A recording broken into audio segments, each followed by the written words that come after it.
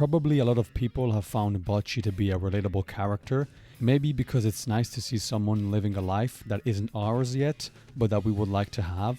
For example, one might envy the group of friends Bocchi has and having a family and friends that accept her quirkiness, or you might envy her ability to be a somewhat proactive person by learning to play the guitar all alone, opening a YouTube channel, entering a band, and so on. Abilities that perhaps we don't have yet, but we desire for ourselves. And that's the reason why fictional worlds can be so attractive. Additionally, some of us will recognize in Bocchi specific behaviors that he or she also has. For example, banging your head on something to let intrusive thoughts out of your mind, or perhaps you prefer shouting or punching a table to get the same effect. Or the need to be alone in a safe and distant spot, in places of comfort only for us, and where we can isolate ourselves from others, and the difficulty to go somewhere we aren't familiar with, and needing a lot of time and energy to adapt to these new situations. Maybe you relate with the almost paralyzing anxiety of having to do mandatory activities and generally hating change, like when Bocchi has to return to school after the summer break, or her first day at work, for example.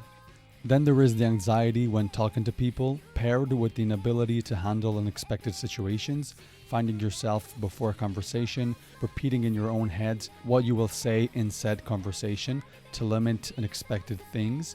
For example, when we need to call somebody, and in general the anxiety of receiving calls or messages, more so from strangers, especially if they have to do with emotional situations that involve anger, conflict, and unresolved problems. As Bocchi, maybe you also have to deal with an excessively active internal dialogue that often tries to demoralize you and criticize every single action and thing you say, an overdeveloped memory for all of the embarrassing things you did and said in your life, incapable of forgetting even a single one of them, and having them resurface when you least expect it. And when they do, you try to make them go away using physical and mental tricks. Despite seeming isolated in some circumstances, with the right contexts, a person can change completely, demonstrate more enthusiasm, or in general experience moments with high emotional intensity and involvement, like when Bocchi and her friends go to the beach. Even if competent, some people may struggle to emerge due to their internal narrative, which tends to belittle them. But there also has to be an element of personal resourcefulness and wanting to change. For example, when Bocchi learns to play the guitar by herself in the time span of multiple years, as well as other things she does. Obviously, there will be people who don't see themselves in the protagonist, and that's normal.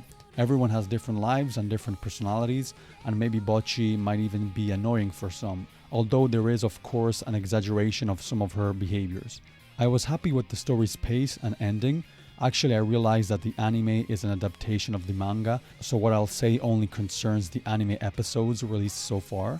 The protagonist continues to improve during the various episodes, but there are often small steps forwards compared to what they might seem at a first glance. For example, after the performance for the school festival, which could be seen as a grand finale, and although it is something that Bocchi would not have been able to do just months before, it is also true that shortly afterwards, when she is trying to buy a new guitar, she is unable to exchange even a word with the store employee. Events that at first glance may seem like complete turning points in her life are indeed improvements, but if we analyze them from afar, far away, for example, from the emotions of a successful concert, we realize that there is still a lot of room for improvement. And I appreciated this. Everyone will then have their own narrative preferences, and there are those who perhaps prefer to see more drastic and almost superhuman changes when watching a work of fiction. I generally prefer more grounded stories that don't always have protagonists that manage to do the impossible. In fact, speaking of this, it already seemed a bit exaggerated to me when Kita goes from not knowing how to play a guitar and having never sung to being able to do both things only in a short time span. Obviously, it doesn't disrupt the narrative credibility, but personally, these are things that, if exaggerated or too repeated, distract a little from the narrative and its immersive capacity.